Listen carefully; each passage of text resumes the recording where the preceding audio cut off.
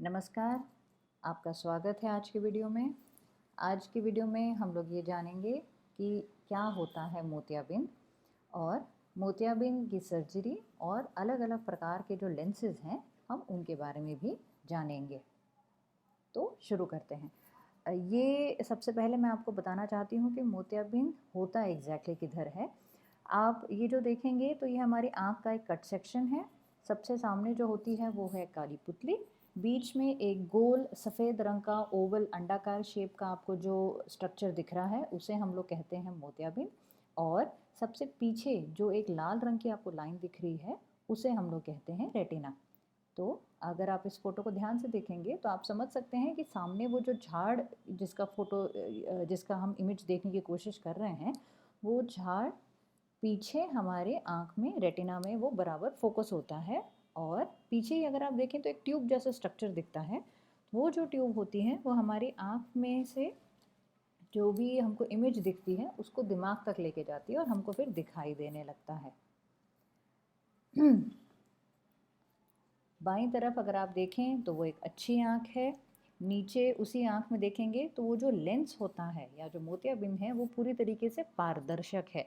इसके कारण आँख में जो भी रेज पड़ती हैं वो बराबर एक पॉइंट फोकस बनाती हैं और हमको अच्छा दिखता है। सीधी तरफ में अगर आप देखेंगे तो वो मोतियाबिंद वाली आँख है जिसमें वो जो पारदर्शकता थी वो बहुत कम हो चुकी है और वो जो रेज आती हैं वो एक पॉइंट फोकस नहीं बनाती और वो फैल जाती हैं आँख के अंदर। इसी को अगर मैं पिक्चर के रूप में आपको समझाना चाहूँ तो सीधे हाथ पे आप देखेंगे तो वो एक झाड़ है। बाईं तरफ देखेंगे तो वही झाड़ है, लेकिन ये इस बार एक मोतियाबिंद वाली आँख में से देखा जा रहा है। तो आप समझ सकते हैं कि जो इमेज में क्लैरिटी होनी चाहिए वो क्लैरिटी बहुत ही कम हो चुकी है। एक और उदाहरण के साथ हम देखेंगे। बाईं तरफ में जो आप देख रहे हैं ये नॉर्मल आँख है, नॉर्मल लेंस है। और अभी जो आप सीधी तरफ देख रहे हैं वो है मोतियाबिंद वाली नज़र। मोतियाबिंद में प्रॉब्लम ये होती है कि आपका जो मोतियाबिंद है वो इतना धीरे धीरे बढ़ता है मैक्सिमम केसेस में कि आपको वो नज़र में होने वाला जो फ़र्क है वो बहुत बार ध्यान में नहीं आता। अब अगर हम लोग चलते हैं सर्जरीज़ की तरफ तो सर्जरीज़ में 3-4 अलग-अलग तरह के प्रकार होते हैं। सबसे पहले जो होती है उसे हम लोग एक्स्ट्रा कैप्सुलर कैटरैक्ट सर्जरी बोलते हैं। ये जो आप देख रहे हैं बाईं तरफ, उसमें एक बड़ा चीरा बना करके जो आँख में जो मोतियाबिंद होता है उसे पूरा का पूरा इन टोटो हम लोग बाहर निकालते हैं। पहले के ज़माने में आपने सुना होगा वो कहते थे कि मोतियाबिंद चने की दाल के जितना या तुअर की दाल के जितना बड़ा था। वो हमको इसी तरह के ऑपरेशन में दिखता है, लेकिन ये भी ध्यान रखेंगे कि उसमें हमको टाँके भी लगाने पड़ते हैं। इस तरह के ऑपरेशन की इंडिकेशंस बहुत और बहुत कम हो चुके हैं। दूसरा जो ऑपरेशन का प्रकार है उसे हम लोग स्मॉल इंसिजन कैटरैक्ट सर्जरी कहते हैं। इसके अंदर आँख में छोटा सा चीरा लगाया जाता है और उसी चीरे से हम लोग जो मोतियाबिंद है उसको पूरा का पूरा या फिर उसको थोड़े से टुकड़े करके हम लोग बाहर निकाल सकते हैं। और इसके अंदर भी हमको बाद में टाँका शायद अगर ज़रूरत पड़े तो लगाने की ज़रूरत पड़ सकती है।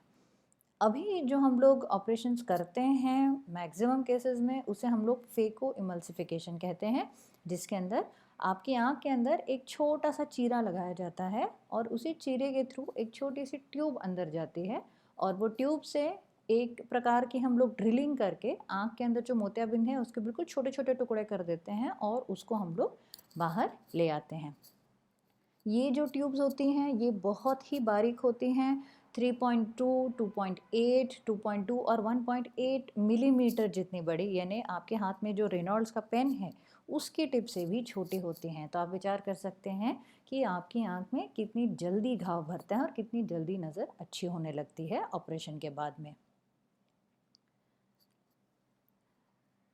अब हम लोग आते हैं मोतियाबिंद के ऑपरेशन की तरफ। अब मैंने इसके अंदर एक छोटा सा एक क्लिप डाला है जिससे आप समझ सकते हैं कि मोतियाबिंद के ऑपरेशन में एग्जैक्टली हम लोग क्या करते हैं। ये हमारी आँख है। आँख को हम लोग दवाइयों से पानी से हम लोग अलग अलग प्रकार से धोते हैं। आँख में हमको 2-3 इंसिजन या चीरा लगाने की ज़रूरत पड़ती है।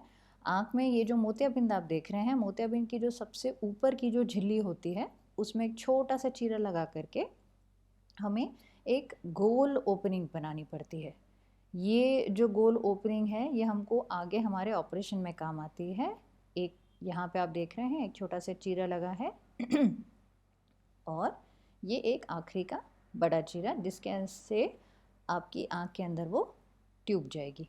ये आप देख रहे हैं आपकी आँख में जो ट्यूब गई है उससे हम लोग मोतियाबिंद के अंदर छोटे छोटे से उनको क्रैक्स कर रहे हैं और ये क्रैक्स को हम लोग धीरे से जा कर के आगे तोड़ देते हैं। देखिए उसके छोटे छोटे टुकड़े करते हैं और इन टुकड़ों को हम लोग बाद में जा कर के हम लोग धीरे धीरे से सरकाते सरकाते हुए हम लोग इनको खा लेते हैं।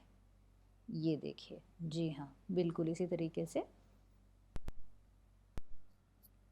ये देखिए मैक्सिमम जो मोतियाबिंद है वो इसी मशीन के थ्रू हम लोगों ने हटा दिया है। आँख के अंदर अगर थोड़ा सा भी कुछ फाइबर बचता है तो वो भी हम लोग पूरा का पूरा हटा देते हैं। और ये आखिरी में हम लोग आँख के अंदर जो लेंस है, ये फोल्डेबल लेंसेज होती हैं, वो छोटे से चीरे से ही जाती हैं, वो चीरे से आँख के अंदर बिठा देते हैं। ये देखिए, हाँ, एक छोटा सा साइड से इंस्ट्रूमेंट आएगा और इसको हम लोग सीधा बिठा देते हैं। हाँ जी, ये इस तरह से आँख का ऑपरेशन हो जाता है। अब अगर हम लोग अलग अलग प्रकार के लेंसेज के बारे में अगर बात करें तो मैं इतना बताना चाहती हूँ कि मैंने इस वीडियो में किसी भी कंपनी का या किसी भी मॉडल का नाम नहीं लिया है। मैं आपको हर लेंस की जो अलग अलग प्रॉपर्टी होती है उसके बारे में बताना चाहूँगी। शुरुआत हम लोग ये जान करके करें कि कोई भी लेंस ख़राब नहीं होता, सब लेंसेज अच्छे होते हैं। लेकिन जैसे कॉटन और सिल्क में फ़र्क होता है, बिल्कुल उसी तरीके से लेंसेज में जैसे जैसे उनकी प्रॉपर्टी बढ़ती है, आप जब डॉक्टर से आप बात करेंगे तो आपको पता चलेगा कि वैसे वैसे उनकी प्राइस जनरली बढ़ जाती है। अभी हम लोग सीधी तरफ अगर देखें तो इसमें हमको कॉन्ट्रास्ट समझ में आता है। कॉन्ट्रास्ट मतलब कोई भी रंग अगर हम देखते हैं तो उसका हल्का शेड और गहरा शेड हम उसे कितना आइडेंटिफाई कर सकते हैं वो हमको पता चलेगा। आप अगर इसी चार्ट को फॉलो करें तो आखिरी की 2 या 3 लाइनें हैं जो बहुत लोग जिन्हें मोतियाबिंद है वो पढ़ नहीं पाएंगे, है ना। इसे हम लोग पहली रॉब्सन चार्ट कहते हैं।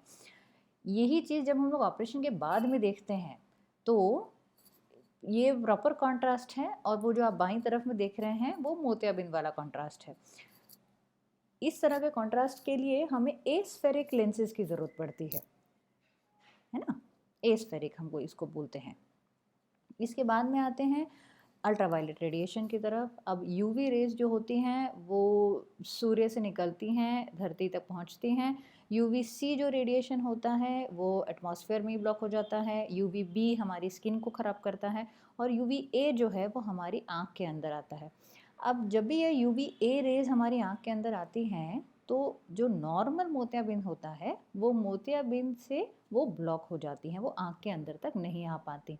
लेकिन अगर हम ये मोतियाबिंद हटाएंगे, नॉर्मल लेंस बिठा देंगे, तो जो दूसरा लेंस जो होता है उसमें बहुत सारे लेंसेज ऐसे होते हैं जो उसको ब्लॉक नहीं कर पाते और वो यूवीए रेडिएशन पीछे रेटिना तक जाने लगती है। तो इसी चीज़ के लिए अगर यूवीए रेडिएशन से हम बचाव चाहते हैं तो हमें ब्लू ब्लॉकिंग लेंसेज यूज़ करने होते हैं। एक और इम्पॉर्टेंट चीज़ है, जब आप जब भी चश्मे का नंबर की बात करते हैं तो आप एस्टिग्मेटिज्म के बारे में या सिलेंडर नंबर की बात करते हैं तो आजकल नए लेंसेज इस तरह से भी आए हैं जिससे हम लोग सिलेंडर नंबर को भी हटा सकते हैं। यहाँ पे अगर आप देखेंगे सीधी तरफ में वो जो एच मैंने आपको दिखाया है उससे आप समझ सकते हैं कि अगर हम लोग सिर्फ डिस्टेंस का करेक्शन देते हैं और हम लोग सिलेंडर नंबर अगर नहीं कम ठीक करते हैं तो आपकी जो इमेज बनती है भले ही वो फोकस्ड बनेगी लेकिन वो दो दिखेंगी या फिर वो एक तरफ पे एक एंगल पे खिंची हुई दिखती हैं हमेशा। उसको हम इस उदाहरण से भी देख सकते हैं। बाईं तरफ में सीधा नॉर्मल इमेज है और सीधी तरफ में जो आप देख रहे हैं वो एक एंगल पे खींची हुई है वो फोटोग्राफ्स, है ना। इसीलिए सिलेंडर या एस्टिग्मेटिज्म नंबर अगर आपको बहुत ज़्यादा है, जनरली 1 या 1.5 से ज़्यादा अगर है तो हम लोग टोरिक लेंसेज के बारे में पूछ सकते हैं। नए ये जो प्रीमियम लेंसेज हैं उसमें से एक के बारे में बात करेंगे। अभी अगर हम लोग मोनोफोकल लेंसेज डालते हैं, जो स्टैंडर्ड लेंसेज अभी तक मैंने आपको बताए हैं वो आपको सब डिस्टेंस का करेक्शन करते हैं। मतलब आप यहाँ देख सकते हैं कि खिड़की के बाहर जो भी है वो सब बराबर आपको क्लियर दिख रहा है, लेकिन लैपटॉप या मोबाइल आपको नहीं दिख रहा। जब हम लोग मल्टीफोकल लेंसेज डालते हैं तो आपको खिड़की के बाहर भी दिख रहा है, आपको लैपटॉप पे भी अच्छा दिखता है और आपके हाथ में जो मोबाइल है वो भी एकदम साफ हो जाता है। इस तरह के लेंसेज को हम लोग मल्टीफोकल या फिर ट्राईफोकल लेंसेज बोलते हैं। इन दोनों में क्या फ़र्क है वो मैंने इस वीडियो में ऐड नहीं किया है। आप जब आपके डॉक्टर से मिलें तो आप उनसे क्लियरली बात करें। आशा है कि इस वीडियो से आपको मोतियाबिंद के ऑपरेशन और उसके विविध प्रकार और अलग-अलग प्रकार के जो लेंसेज हैं उसके बारे में मैं आपको जानकारी देने में मदद कर सकी हूँ। आप अगर कुछ और भी पूछना चाहते हैं तो आप कमेंट सेक्शन में मुझे मैसेज कर सकते हैं। Thank you.